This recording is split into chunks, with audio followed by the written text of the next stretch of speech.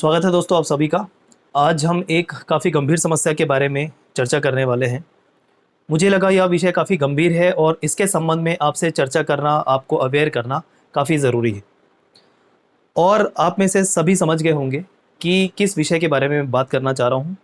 तो देखिए, 14 मार्च को CGPSC की प्रीलिम्स की जो रिज़ल्ट है वो घोषित किया गया। पहली बार ऐसा हुआ है कि परीक्षा होने की तिथि से 1 महीने में रिजल्ट घोषित कर दिया गया। ये बहुत ही अच्छी बात है, इसमें कोई दिक्कत नहीं, ठीक है। लेकिन जब हम विगत वर्षों की तुलना करें CGPSC 2020 की प्रीलिम्स परीक्षा को, तो उसके बाद हमको देखने को ये मिलता है कि प्रश्नों के जो उत्तर लिए गए उनकी संख्या जो है वो विगत वर्षों की तुलना में काफी अधिक थी, ठीक है। कुछ लोग कह रहे हैं 12 प्रश्न, कुछ 13, कुछ 15। तो इस तरीके से हमको देखने को मिल रहा है कि 12 या 12 से अधिक प्रश्नों को उत्तर जो है वो विवादित थे। और फिर मॉडल अमेंडमेंट मॉडल आंसर जब आया तो उसमें भी हमको ये देखने को मिला कि कुछ प्रश्नों के जो उत्तर सही थे उनको गलत उत्तर ले लिया गया है साफ साफ। और ये मैं कैसे कह रहा हूं, ये हर किसी को पता होगा, कहीं से भी आप पढ़ेंगे तो आपको पता चल जाएगा कि इसका उत्तर पहले सही लिया गया था या सही है और उसका उत्तर सरासर गलत लिया गया है अमेंडमेंट के बाद भी। तो ये स्थिति है, काफ़ी चिंता का विषय है ये तैयारी करने वाले छात्रों के लिए। और इसके पहले भी मैं ये मुद्दे उठा चुका हूँ अपने ही चैनल के माध्यम से कि ये जो CGPSC की भर्ती परीक्षा है या छत्तीसगढ़ में जो भी भर्ती परीक्षा है उसमें काफ़ी गड़बड़ी और अनियमितता देखने को मिल रही है।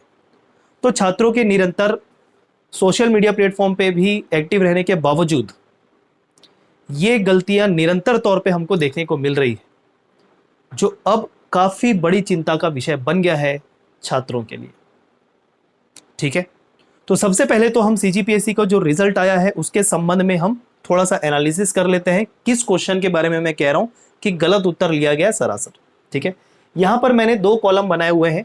एक कॉलम वो है जो आयोग के द्वारा लिया गया उत्तर गलत है या विलोपित कर दिया गया, 3 प्रश्नों को विलोपित किया गया, ये उतने प्रश्नों की संख्या है, कुल 7 प्रश्न है, ठीक है। और अन्य प्रश्न जिनके उत्तर आयोग के द्वारा बदले गए, ये वो प्रश्नों की संख्या है। तो इस प्रकार हम देखें 7 प्रश्न ये हो गए, 6 प्रश्न ये हो गए, कुल मिलाकर 13 प्रश्न यहां पर ऐसे हैं जो आयोग ने या तो विलोपित किए हैं या तो उसके आंसर बदले। गलत सही ये अभी मैं बाद में बताऊंगा। तो कुल 13 प्रश्न देखिए, 100 में से 13 प्रश्न बहुत ज्यादा मायने रखता है और मेरा ये एनालिसिस सिर्फ सामान्य अध्ययन के पेपर को लेकर है, ठीक है ना।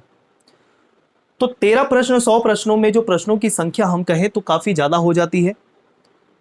CGPSC इतनी बड़ी संस्था है, संवैधानिक संस्था है, और इसके द्वारा जो एक्सपर्ट क्वेश्चन पेपर सेलेक्ट करते हैं उनके द्वारा 13 प्रश्न के उत्तर या विकल्प गलत लेना या दुविधाजनक लेना, दुविधापूर्ण लेना, ये अपने आप में थोड़ा सा एक्सेप्टेबल नहीं है।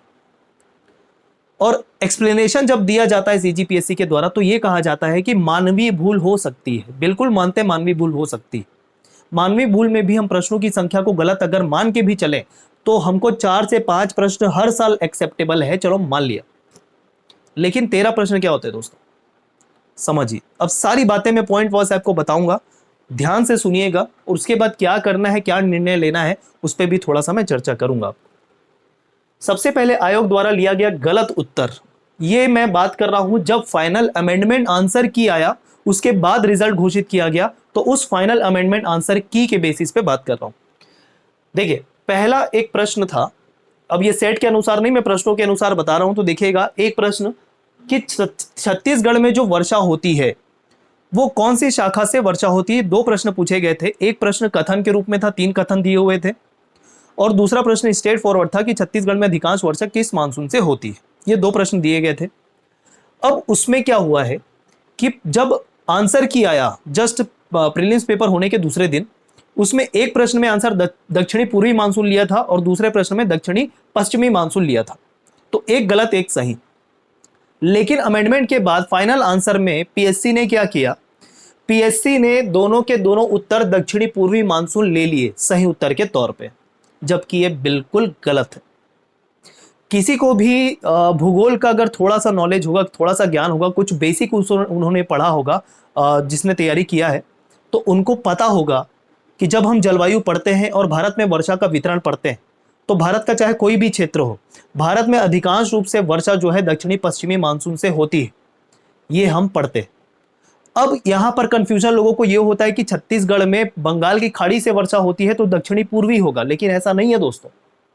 बंगाल की खाड़ी की शाखा से वर्षा हो या अरब सागर की शाखा से वर्षा हो, दोनों शाखाओं को दक्षिणी पश्चिमी मानसून के अंतर्गत रखा जाता है।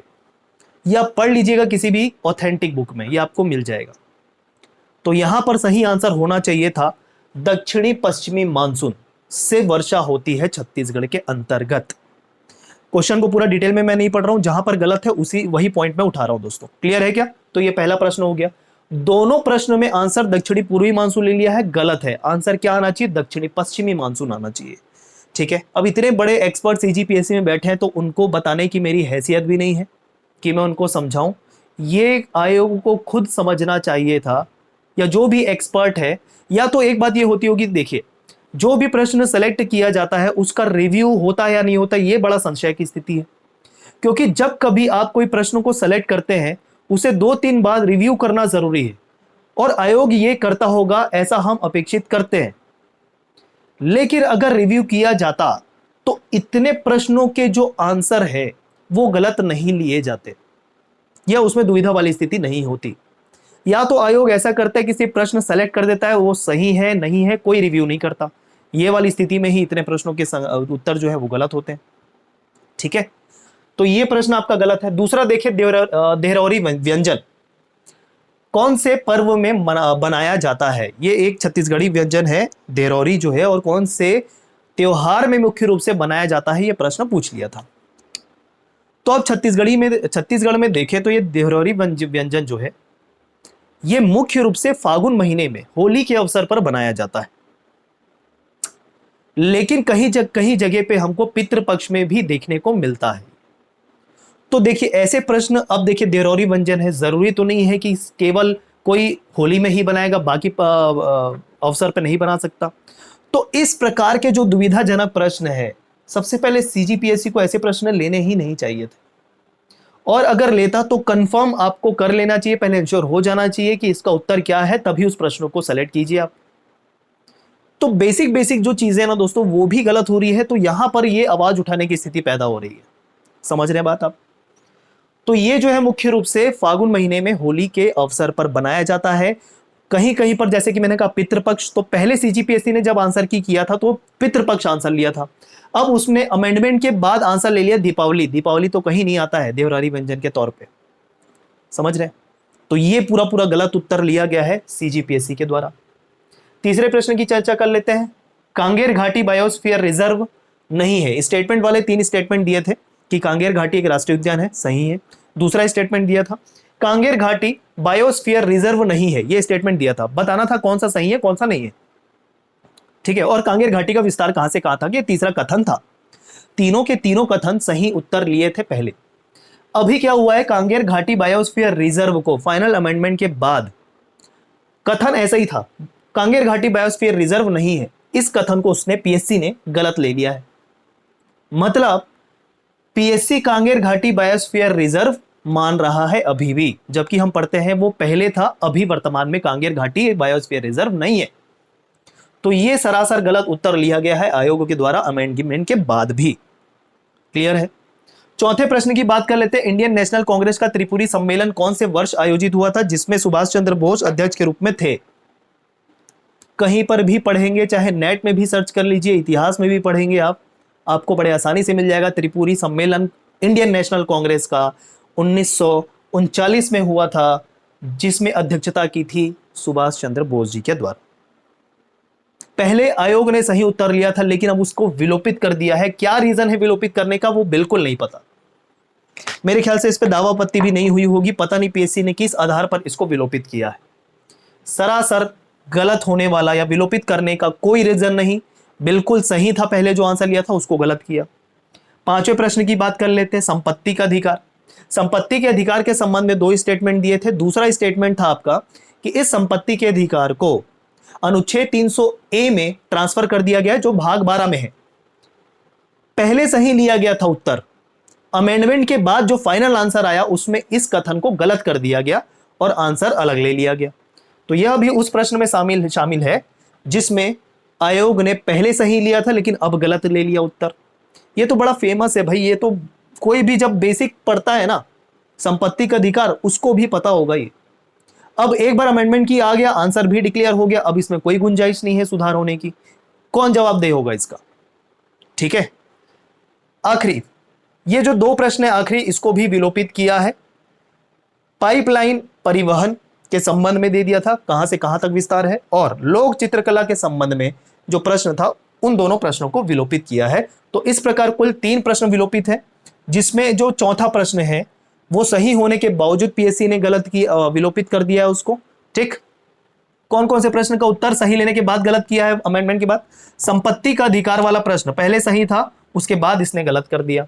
ये वाला प्रश्न पहले सही था, अब इसने गलत ले लिया। ठीक है, अमेंडमेंट के बाद देरोरी व्यंजन को भी वैसा कह सकते हैं, अगर होली नहीं है ऑप्शन पे तो पितृपक्ष होना चाहिए था, लेकिन दीपावली आंसर ले लिया। ये भी प्रश्न पूरी तरीके से विवादित है, मतलब गलत ही है कहना चाहिए। और ये तो आप बेसिक कहीं पर भी पढ़े, ठीक है, इसमें पीएससी ने एक प्रश्न में सही एक प्रश्न में गलत लिया था, अभी क्या दोनों प्रश्न में गलत ले लिया है। तो ये है आपके जो बेसिक प्रश्न जिनका उत्तर किस आधार पर परिवर्तित करके लिया गया है पता नहीं, ये स्थिति आप जान गए। अब ये वो प्रश्न है जिनके उत्तर अमेंडमेंट के बाद परिवर्तित हुए हैं, पहले कुछ और थे, अभी और परिवर्तित कर दिए गए हैं। तो ये हम सही कह सकते हैं इन प्रश्नों को। हालांकि इन प्रश्न में जो ग्रीन हाउस प्रभाव गैस जो है प्रभावित करने वाले ग्रीन हाउस प्रभाव को, उसमें भी विवाद वाली स्थिति है, लेकिन इन सभी प्रश्नों को चलो मान लेते हैं कि ठीक है। ठीक है, जैसे कृषि वृद्धि दर ऋणात्मक वर्ष कौन सी रही है उसको सही कर दिया पीएससी ने। बहुरा चौथ कब लिया जाता था इसको सही कर दिया चेंज करके। जलोढ़ मिट्टी के संबंध में ऑप्शन को चेंज कर दिया। राज्य पार्टी के रूप में मान्यता प्राप्त किसे कहेंगे उसके संबंध में कुछ कुछ क्राइटेरियाज थे, उसके संबंध में परिवर्तित किया। ग्रीन हाउस का जो कंट्रीब्यूशन का ऑर्डर था गैसेस का, उसके संबंध में आंसर परिवर्तित किया है, लेकिन ये भी विवादित है एक तरीके से ना। ठीक है, और आखिरी नेट डोमेस्टिक प्रोडक्ट और पर कैपिटा इनकम, मतलब प्रति व्यक्ति आय के संबंध में उसने पहले गलत उत्तर लिया था, अब सही ले लिया है। ठीक है, तो ये मैं उन प्रश्नों को बता रहा हूं जिसके आंसर परिवर्तित हुए हैं अमेंडमेंट के बाद, जो सही है मान सकते हैं इस प्रश्न को अगर छोड़ दें। लेकिन कुल मिलाकर देखें तो मैंने क्या कहा था, 7 और 6 13 प्रश्न ऐसे हो रहे हैं, 13 प्रश्न ऐसे हो रहे हैं जिनके उत्तर या ऑप्शन के संबंध में दुविधा वाली स्थिति थी। कुछ तो एकदम श्योर थे उसके बाद भी गलत हुए, और कुछ के आंसर परिवर्तित होकर सही लिए गए। लेकिन ऐसी स्थिति क्यों? 13 प्रश्न के उत्तर परिवर्तित करना, ऐसी स्थिति क्यों यहां पर? यह अपने आप में एक बहुत ही बड़ा प्रश्न चिन्ह है तैयारी करने वाले छात्रों के लिए, तैयारी करने वाले छात्रों के भविष्य के लिए। और सबसे बड़ी बात, जो छात्र अपना सब कुछ त्याग करके पूरा सब कुछ अपना तैयारी को झोंक दिए हैं, उनके भविष्य के साथ क्या होगा, या ऐसे तैयारी करने वाले छात्रों के लिए क्या ये न्यायपूर्ण है या नहीं, ये काफी बड़ा प्रश्न चिन्ह है दोस्तों। ठीक है, तो क्या करना चाहिए क्या नहीं करना चाहिए, सक्रियता के तौर पे हमने सोशल मीडिया प्लेटफॉर्म का यूज किया है, कर भी रहे हैं, लेकिन इसका क्या सॉल्यूशन है अभी कुछ समझ में नहीं आ रहा है। लेकिन हाँ, एक चीज मैं आपसे जरूर कहूंगा, छात्रों को संगठित करने का कार्य इस संबंध में, क्योंकि हमको प्रश्न तो अब उठाना ही होगा यहां पर इतनी गलतियों के बाद में, तो यहां पर छात्रों को संगठित करने के संबंध में, छात्रों को लीड करने का कार्य छत्तीसगढ़ की संस्थाओं के द्वारा, जो कोचिंग इंस्टीट्यूट है उनके द्वारा किया जा सकता है, जिसमें अभी कुछ इंस्टीट्यूट सामने आए हैं प्री के रिजल्ट के बाद।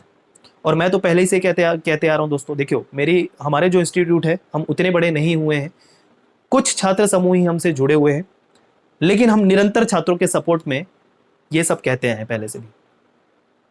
लेकिन मैं छत्तीसगढ़ के उन सभी कोचिंग इंस्टीट्यूट से आग्रह करना चाहूंगा जिनके नाम काफी बड़े बड़े हैं, जिनके स्टूडेंट फॉलोइंग काफी बड़े बड़े हैं, वो प्लीज छात्रों के सपोर्ट में आए। कुछ आए भी हैं, जैसे अगर मैं बात करूं सौरभ चतुर्वेदी सर जो दिल्ली आईएएस एकेडमी बिलासपुर में चलाते हैं, उन्होंने पोस्ट किया है, उनके पोस्ट को आप देखिए, तो अगर आपको वो उचित लगता है, मुझे तो काफ़ी ठीक लगा उनका जो कहना था कि छात्रों को संगठित होना चाहिए और अब प्रश्न करना चाहिए। ठीक है, तो उनके पोस्ट को आप जाइए, जो वो कहते हैं, अगर आपको ये अच्छा लगता है तो प्लीज़ अपने लिए कुछ करिए, अदरवाइज आपके तैयारी का कोई भी मतलब नहीं रह जाएगा, समझिए आप। क्योंकि सही पढ़ने के बावजूद अगर उत्तर गलत ले लिए जाए तो फिर ये भविष्य के लिए सही नहीं। और दिन प्रतिदिन हम देखते आ रहे हैं कि जो वैकेंसीज है वो कम होती जा रही है। खैर ये अलग मुद्दा है, लेकिन जितनी भी वैकेंसीज के लिए परीक्षा हो रही है कम से कम उतनी तो सही हो। वैकेंसी कम आ रही है, ज़्यादा आ रही है, अपना एक अलग मुद्दा है, वो भी चिंताजनक है।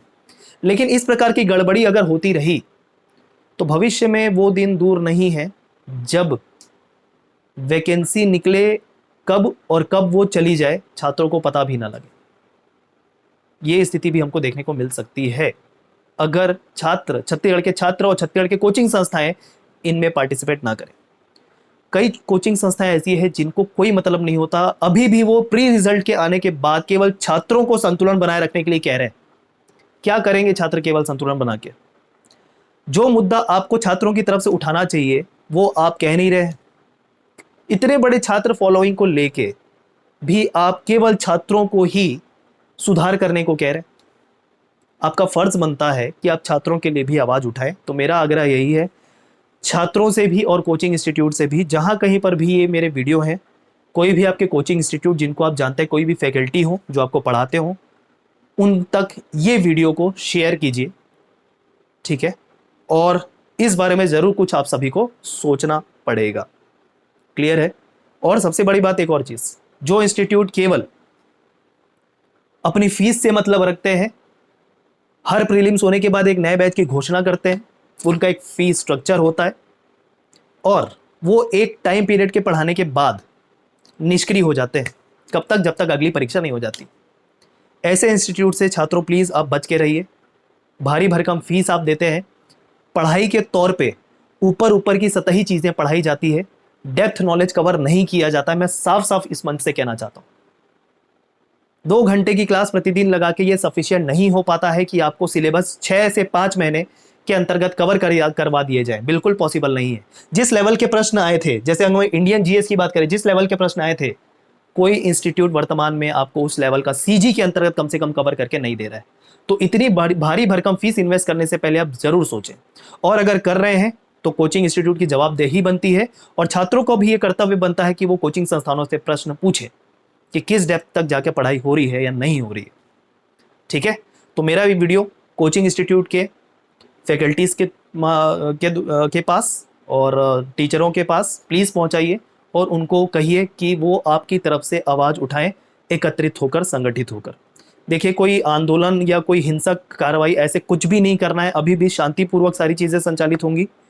बस प्रश्न पूछना है आयोग से, सरकार से, कि जो भी गड़बड़ियां हो रही है, जो भी अनियमितता हो रही है, प्लीज़ उसे दूर किया जाए छात्रों के अच्छे भविष्य के लिए। दोस्तों, बस मेरी यही कामना थी और यही मेरा एनालिसिस था प्रीलिम्स पेपर को लेके। जो क्वेश्चन में दिक्कतें आई थी उसको लेके, क्योंकि रिजल्ट तो अब डिक्लेयर कर दिया गया। हाई कोर्ट जाएंगे नहीं जाएंगे ये अलग मुद्दा है, उसमें भी डिले होता है, तो उन छात्रों का नुकसान है जिन्होंने वाकई में मेहनत करके ये प्रीलिम्स को निकाला हुआ है। तो हर तरीके से यहाँ पर दिक्कत है, जिसने मेहनत किया है वो भी, जिसने नहीं किया है वो भी। ठीक है? तो आज का ये जो मेरा वीडियो था सिर्फ इसीलिए था क्योंकि ये काफ़ी चिंता वाली स्थिति थी और ज़्यादा दिन तक चुप बैठे रहना किसी के पक्ष में नहीं था। और कोचिंग इंस्टीट्यूट को भी एक चीज़ समझ लेना चाहिए, जो आवाज़ नहीं उठा रहे छात्रों के लिए, कि अभी तो आप चुप बैठे हैं क्योंकि आपके छात्र आपके साथ जुड़े हुए हैं। कल के दिन में वैकेंसी नहीं आई तो छात्र ही आपसे कैसे जुड़ेंगे जिनसे आपको फीस प्राप्त होती है? तो एक चीज़ आप समझ लीजिए, अगर आपको अपनी दुकान चलानी है तो आपको छात्रों को साथ देना पड़ेगा। तो छात्रों की आवाज़ बनिए और प्लीज़ साथ दीजिए। धन्यवाद।